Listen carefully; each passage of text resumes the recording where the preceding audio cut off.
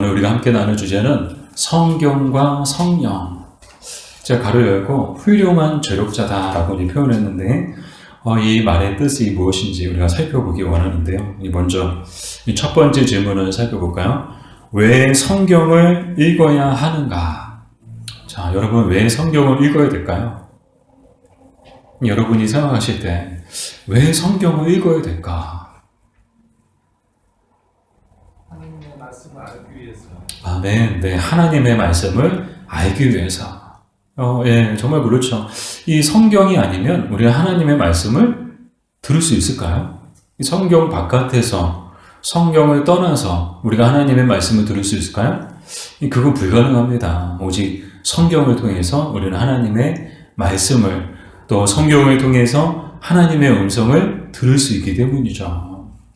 또 왜 성경을 우리는 읽어야 되는가? 우리 지난 시간 우리가 배웠던 내용을 살펴보면서 또 한 번 또 하면 우리가 지난주까지 배웠던 내용을 생각해 보면 또 우리가 또 답변할 내용들, 또 말할 수 있는 내용들이 좀 있을 것 같아요. 우리 지난주에 어떤 내용을 다뤘죠? 하나님은 이 자연을 통해서 당신을 계시하셨다. 그래서 자연을 통해서도 우리는 얼마든지 하나님을 알 수 있고 하나님을 볼 수 있다. 정말 하늘과 땅은 눈부신 극장이다. 여러분 기억나시죠? 정말 눈부신 극장이야. 이 땅과 하늘을 통해서 이 눈부신 극장을 통해서 우리는 눈부신 하나님을 얼마든지 볼 수 있고 얼마든지 알 수 있어요. 근데 어떻게 되었죠? 왜 우리는 그것을 보지 못할까요? 우리 죄로 인해서 우리가 범죄하고 타락함을 통해서 우리가 영적으로 눈물자들이 되었거든요. 그래서 눈부신 극장에 앉아있으면서도 불구하고 눈앞에 정말 하늘과 땅에 눈부신 극장에 하나님이 일하시는 모습들이 정말 멋지고 아름답게 보여도 보지 못하는 거예요. 영적으로 어두워져서 하나님을 보지 못하는 거예요. 여러분 이 시간에도 이 교회 바깥에 얼마나 많은 사람들, 이 땅에 수많은 사람들이 영적으로 눈먼 채 살아가고 있는지 우리는 영적으로 볼 수 있어야 돼요. 뭐 지금 눈 잘 뜨고 다니는데요? 뭐 운전도 잘하고 다니는데요? 아니요. 이 그냥 시각적인 시력적인 눈을 얘기하는 것이 아니고 영적으로 정말 이 땅에 수많은 사람들이 얼마나 이 눈먼 채 살아가는 눈먼 자들인가. 돈에 눈이 멀고요. 세상에 눈이 먼 채 살아가고 있잖아요. 돈이 전부고 돈을 쫓아가고 세상이 전부고 세상을 쫓아가는 수많은 눈먼 사람들이 가득한 세상이 우리가 살고 있는 세상이잖아요. 공부밖에 모르고 성공밖에 모르고 자기밖에 모르고 온통 세상에 눈먼 채 살아가는 사람들. 그들에게는 세상이 신이고 돈이 신이죠. 돈이 하나님이고 세상이 하나님이에요. 그러나 좀 하나님의 특별한 은혜를 우리는 받았죠. 이 하나님께서 이 눈먼 자들로 가득한 이 세상 가운데 하나님을 볼 수 있도록 특별한 은혜를 베풀어 주셨어요. 그게 뭐냐? 바로 성경과 성령이라는 거예요. 그래서 이 성경과 성령이라는 훌륭한 조력자들을 통해서 우리가 하나님을 알 수 있도록, 하나님을 볼 수 있도록, 하나님의 음성을 들을 수 있도록 은혜와 복을 내려주신 줄 믿습니다. 자, 그 왜 성경을 읽어야 되는가? 시편 19편 7절에서 8절까지 말씀을 우리 같이 읽어볼까요? 여호와의 율법은 완전하여 영혼을 소성시키며 여호와의 증거는 확신하여 우둔한 자를 지혜롭게 하며 여호와의 교훈은 정직하여 마음을 기쁘게 하고 여호와의 계명은 순결하여 눈을 밝게 하시도다. 아멘. 너무 주옥 같은 말씀이죠. 여호와의 율법은 완전하여 영혼을 어떻게 한다고요? 소성시키며 여호와의 증거는 확실하여 우둔한 자를 지혜롭게 하며 여호와의 교훈은 정직하여 마음을 기쁘게 하고. 근데 이 부분을 메시지 성경으로 읽어보니까 그 느낌이 더 와닿더라고요. 여러분 우리 개역개정 성경을 보면서 또 제가 들려드리는 메시지 성경을 한번 잘 비교해서 한번 들어보세요. 하나님의 계시는 온전하여 우리 삶을 회복시키고 하나님의 이정표는 확실하여 바른 길을 알려준다. 하나님의 인생 지도는 정확하여 기쁨에 이르는 길을 보여주고 하나님의 지시는 분명하여 알아보기 쉽다. 아멘. 우리 인생이 어떤가요? 왜 우리가 성경을 읽어야 되나요? 죄로 인해서 우리는 영적으로 참 무너진 삶을 살고 있지 않나요? 또한 길을 잃고 이 땅 가운데서 방황하며 살고 있지 않나요? 또한 우리 안에는 참된 기쁨이 없지 않나요? 뭐 애들 보세요. 얼마나 이 천진난만하고요. 제가 어젠가 인스타에 우리 교회 인스타가 있어요. 여러분 아세요? 우리 교회 인스타가 있어요. 인스타그램을 하거든요. 작은 목자교회라는 이름으로 제가 막 사진을 막 찍어서 올려요. 그래서 이제 지금은 막 온라인 시대라고 그랬잖아요. 막 그래서 이제 뭐 이렇게 오프라인에서도 이제 전도지 올리고 주보 올리고 하지만 또 온라인에서도 열심히 제가 전도하고 있어요. 그래서 인스타 통해서 막 우리 교회 검색하면 우리 교회 관련된 사진들이 뜨도록 그렇게 막 하고 있거든요. 또 유튜브도 열심히 또 올리고 막 요즘에는 새벽 기도도 막 올려요. 그냥 뭐 하여튼간 할 수 있는 거 다 하자. 그냥 뭐 이렇게 할 수 있는 거 다 하자는 그런 마음으로 그 열심히 하고 있거든요. 그래서 인스타를 올리는데 어제는 제 핸드폰에 찍었던 아주 옛날, 아주 오래전 저희 이제 큰 아이와 작은 아이 그때가 몇 살 때였죠? 6살, 5살? 우리 그때 제서가 태어났으니까 아마 더 어렸을 거예요. 아마 4살, 3살 정도 됐나? 그때 사진을 딱 찍어서 이제 인스타에 올렸어요. 그래서 여기서 행복하기 뭐 그렇게 해가지고 이 봉담 작은 목자교회 그렇게 해서 인스타를 올렸거든요. 근데 아이들의 표정을 보고 있으니까 너무 해맑아요. 근데 참 안타깝고 참 마음이 아픈 게 이 아이들이 크면서 이런 웃음을 좀 잃어버리지 않았나. 아이들이 웃는 모습을 자주 못 봐요. 힘들어하고 짜증내고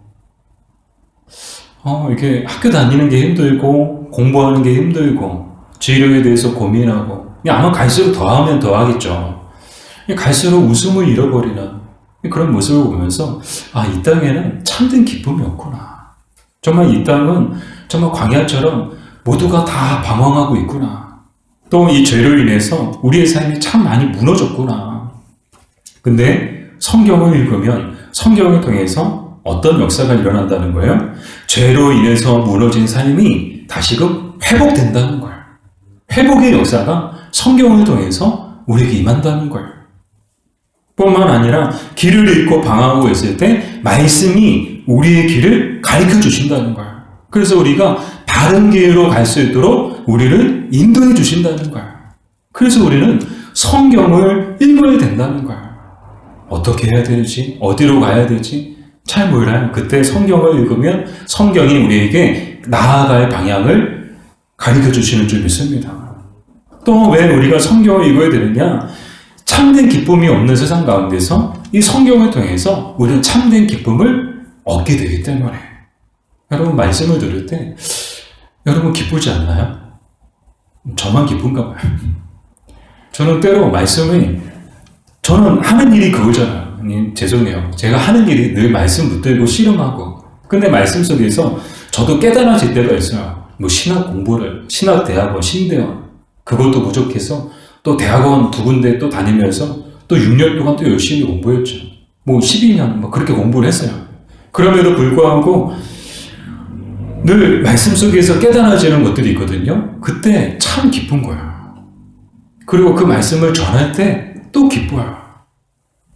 깨달은 것을 또 주신 은혜를 전할 수 있다는 것이 얼마나 기쁜가. 말씀을 통해서 기쁨을 저는 막 얻게 되거든요.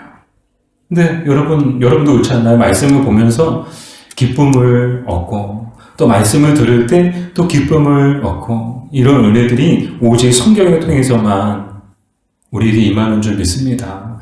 참된 기쁨은 오직 하나님의 말씀 안에 있다는 거예요. 말씀 안에서만 우리는 참된 기쁨을 얻을 수 있다는 거예요. 그래서 우리는 성경을 읽어야 하는 줄 믿습니다. 이 존 칼빈은 성경을 크게 3가지의 비유를 하고 있더라고요. 기독교 강의에서 성경은 뭐냐? 첫 번째, 안경이다. 보니까 안경을 쓰신 분들이 많이 계세요.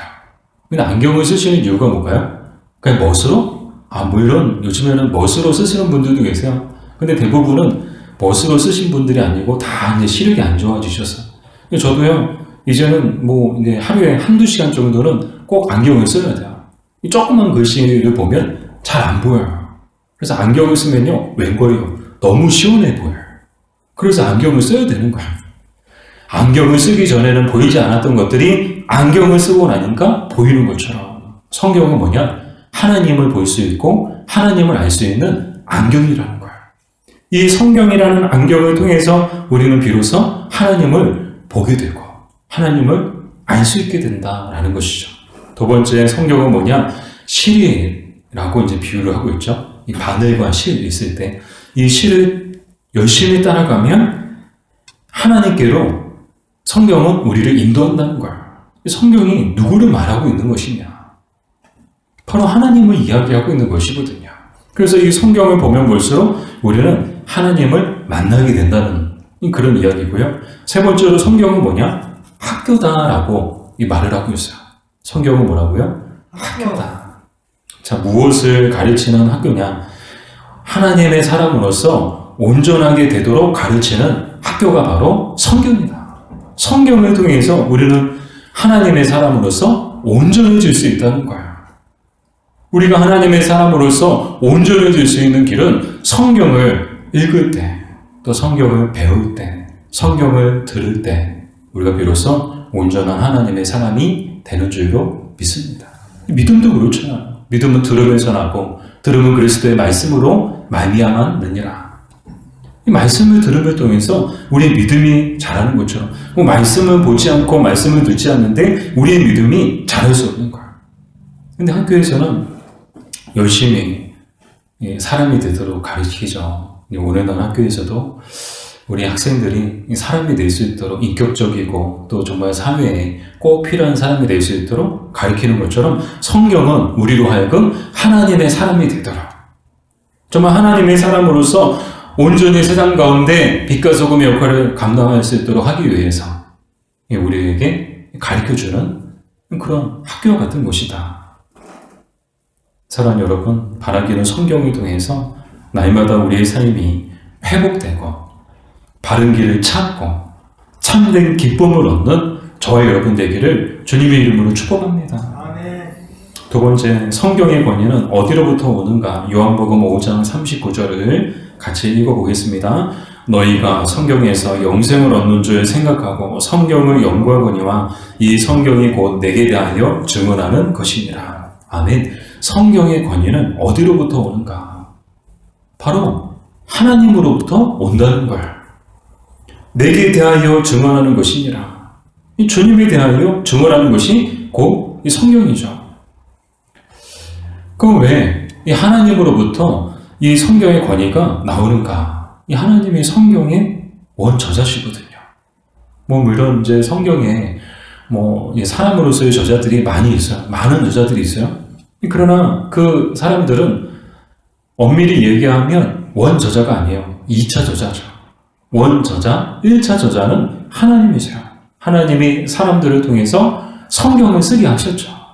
그러나 기계적으로 받아쓰기 하듯이 그렇게 받아 적어 태초에 하나님의 천지를 창조하시니라 그렇게 받아쓰기 하듯이 성경을 기록하신 것은 아니에요.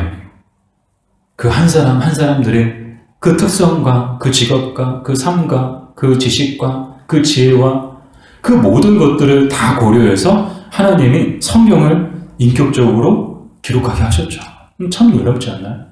사랑하는 여러분, 우리가 보고 있는 성경은 요한계시록으로 끝났지만 지금도 하나님은 계속해서 저와 여러분을 통해 성경을 써가고 계시는 줄 믿습니다. 우리도 저자예요, 저자.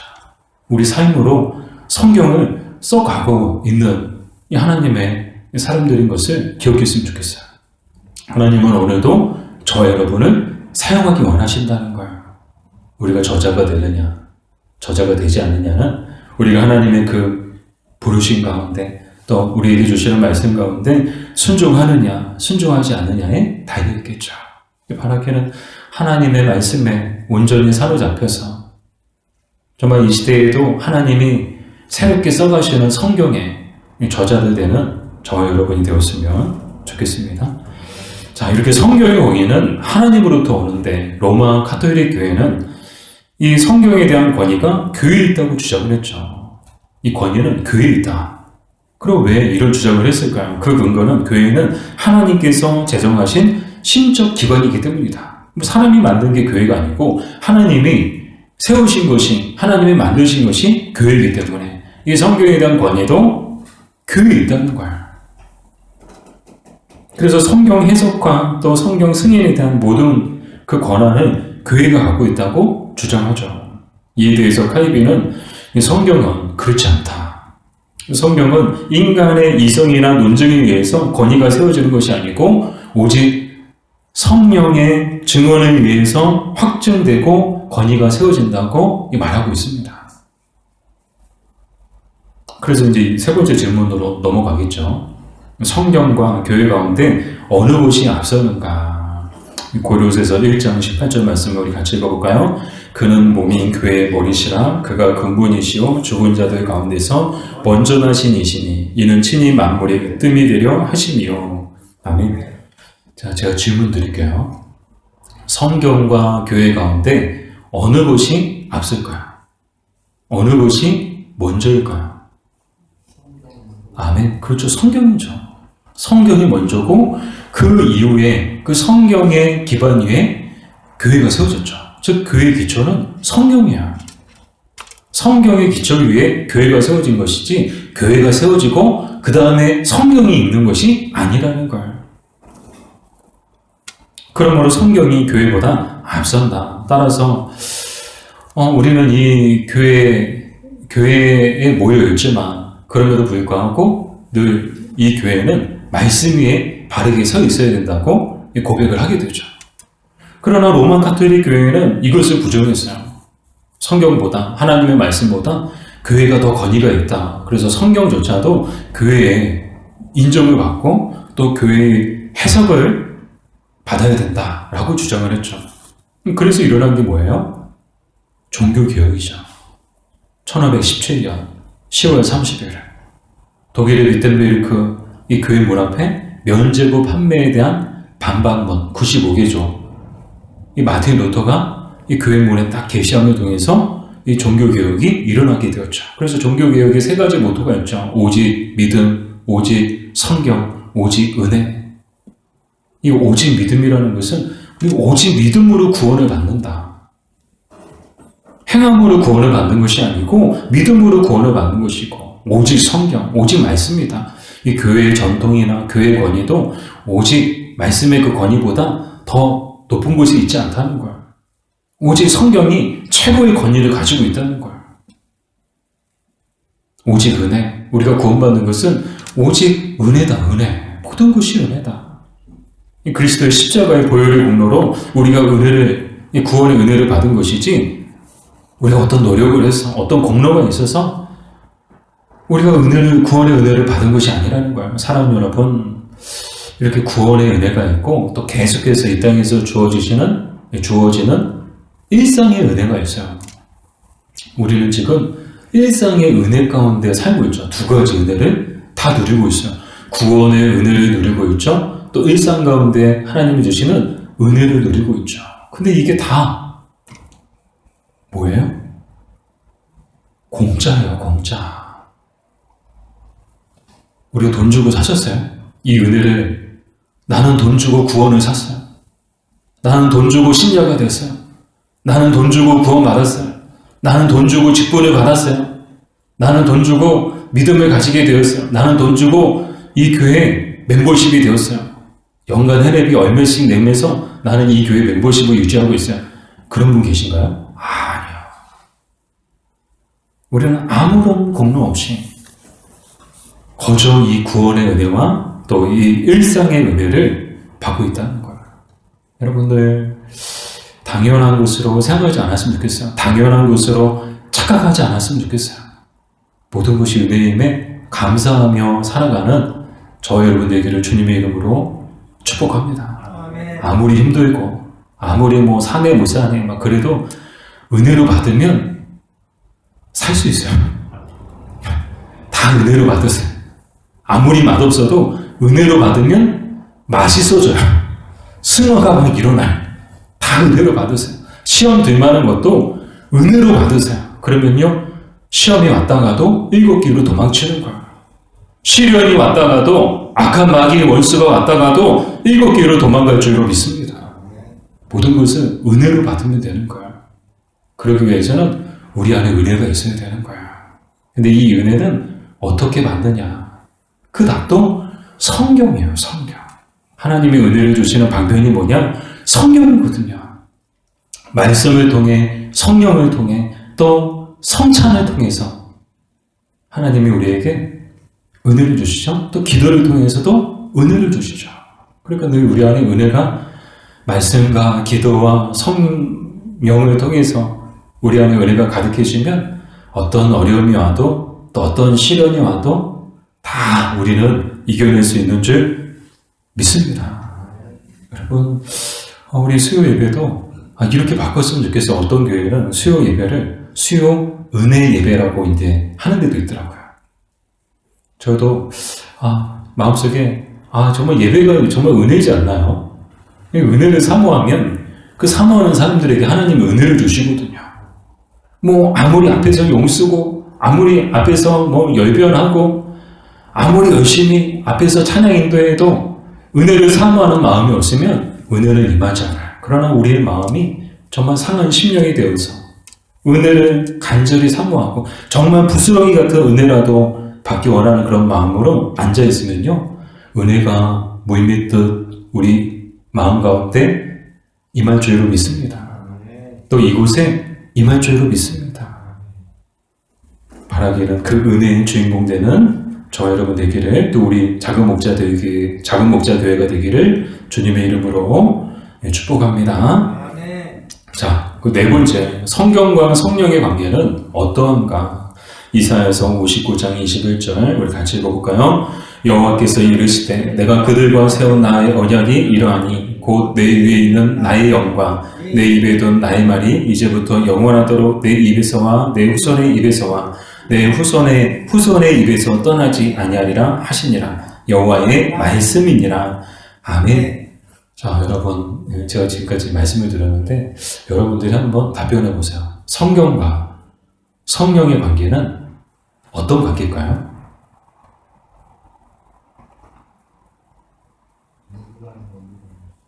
네? 아멘. 동등한 관계다. 맞죠? 성경과 성령은 동등한 관계였어요.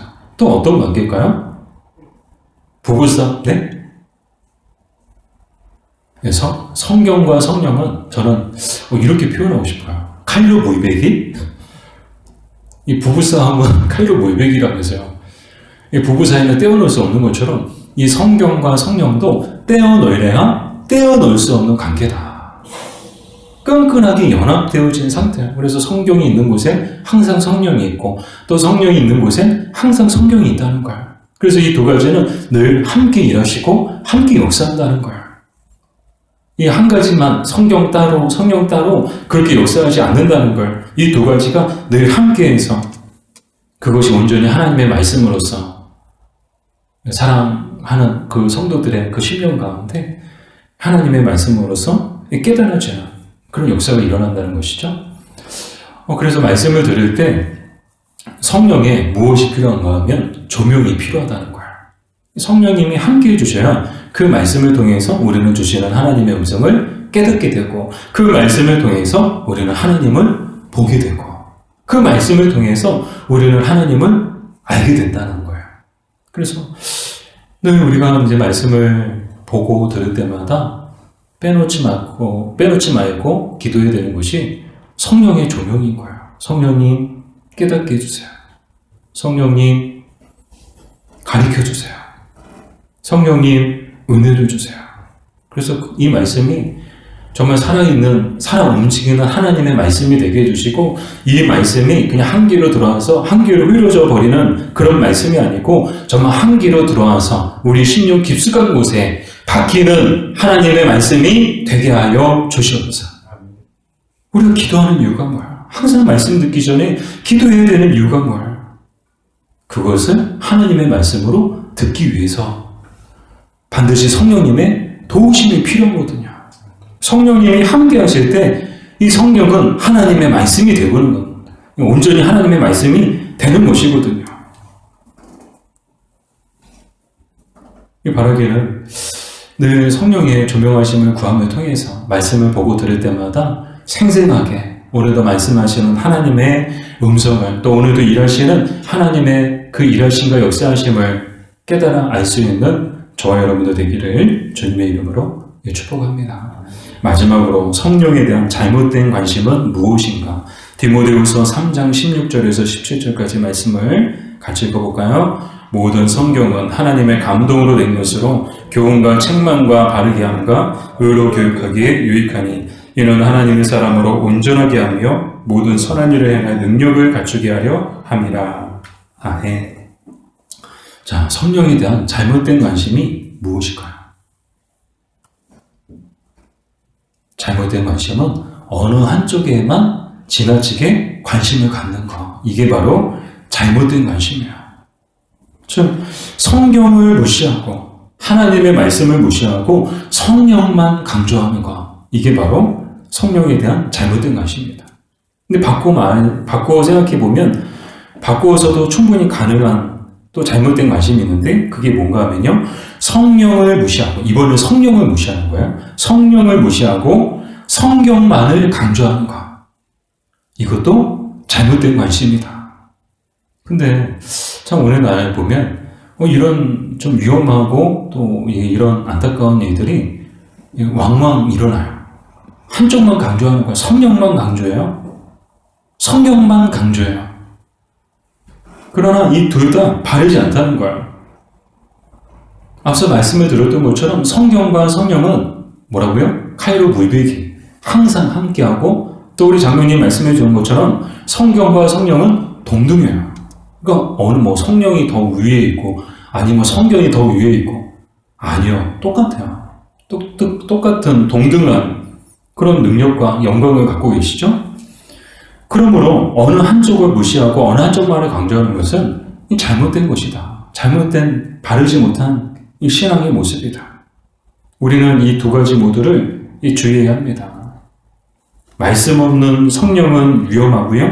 성령 없는 말씀은 죽은 것이다. 말씀 없는 성령은 환상이며 성령 없는 말씀은 심령을 마르게 한다. 정말 그렇지 않나요? 말씀 없는 성령이 제일 위험해요. 성경 위에, 그 성경 밖에서 마치 오늘도 하나님이 나에게 직접적으로 계시를 주시는 것처럼 하나님의 음성을 들었고 하나님의 뜻이 분명하고, 근데 성경적 근거가 없어요. 굉장히 위험한 거예요. 성경적 근거를 통해서 그것이 뒷받침될 때 그것이 온전히 하나님의 말씀으로서 또 하나님의 뜻으로서 우리가 분별할 수 있는 것이지, 성경적 근거가 없이 그냥 단지 신비하고 또 초자연적인 그런 현상들을 통해서 마치 이 하나님이 나에게 직접적으로 계시를 주시는 것처럼 그렇게 생각하면 자칫하면 잘못된 길로 갈 수가 있다라는 것이죠.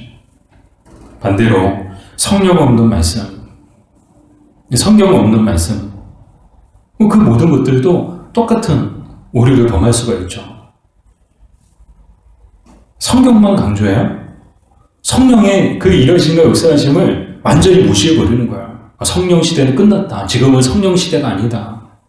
지금은 말씀밖에 없다.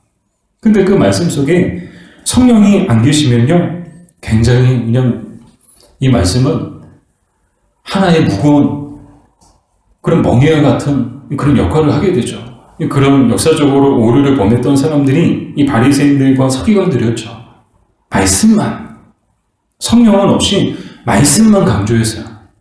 율법주의죠. 왜 안식일을 안 지키냐? 왜 금식기도 하지 않냐?